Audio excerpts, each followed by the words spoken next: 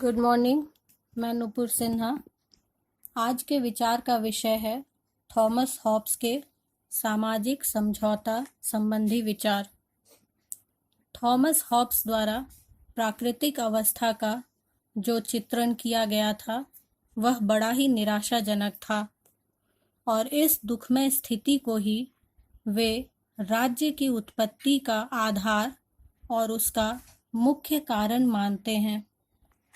वे कहते हैं कि इस निराशाजनक प्राकृतिक अवस्था की स्थिति ने ही राज्य को जन्म दिया।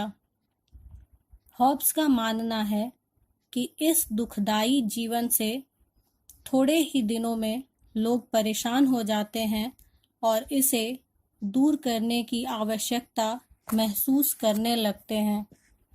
ऐसी स्थिति में वे एकत्रित होकर एक समझौता करने की ओर उन्मुख होते हैं। वे अपने जीवन की रक्षा के लिए और प्राकृतिक अवस्था से मुक्त होने के लिए एक समझौता करते हैं।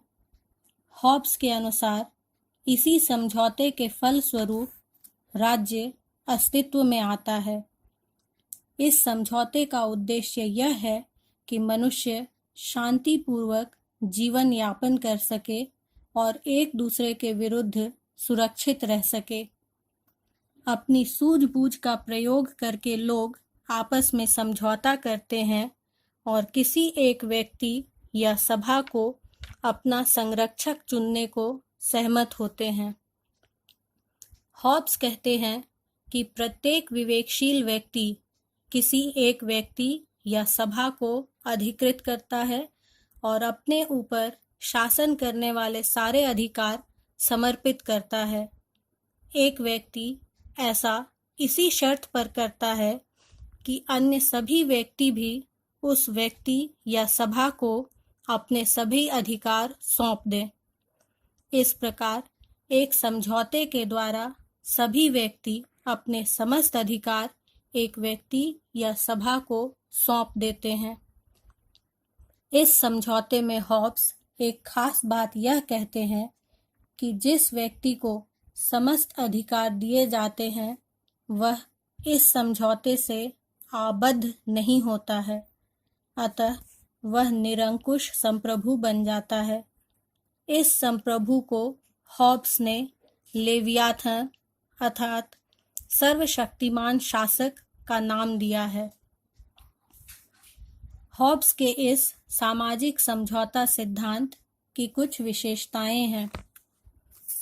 पहली विशेषता यह है कि हॉब्स द्वारा प्रतिपादित इस सिद्धांत में समझौते का स्वरूप सामाजिक है, न कि सरकारी, और संप्रभु इस समझौते का भागीदार नहीं होता है।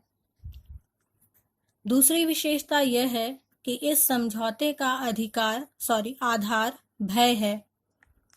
लोगों ने प्राकृतिक अवस्था के दुखमय स्थिति से बचने के लिए समझौता किया था और उनमें भय था कि यदि यह समझौता तोड़ा गया तो वे पुनः उस स्थिति में पहुंच जा सकते हैं। तीसरी विशेषता यह है कि हॉब्स ने इस सिद्धांत में समाज और राज्य में कोई अंतर नहीं किया है। हॉब्स के इस सिद्धांत की अगली विशेषता यह है कि यदि सत्ताधारी लोगों के जीवन की रक्षा नहीं करता है तो समझौता स्वयं भंग हो जाएगा। पांचवी विशेषता, चूंकि यह समझौता सभी व्यक्तियों की स्वतंत्र इच्छा से हुआ है, इसलिए सभी के लिए इसका पालन करना आवश्यक है।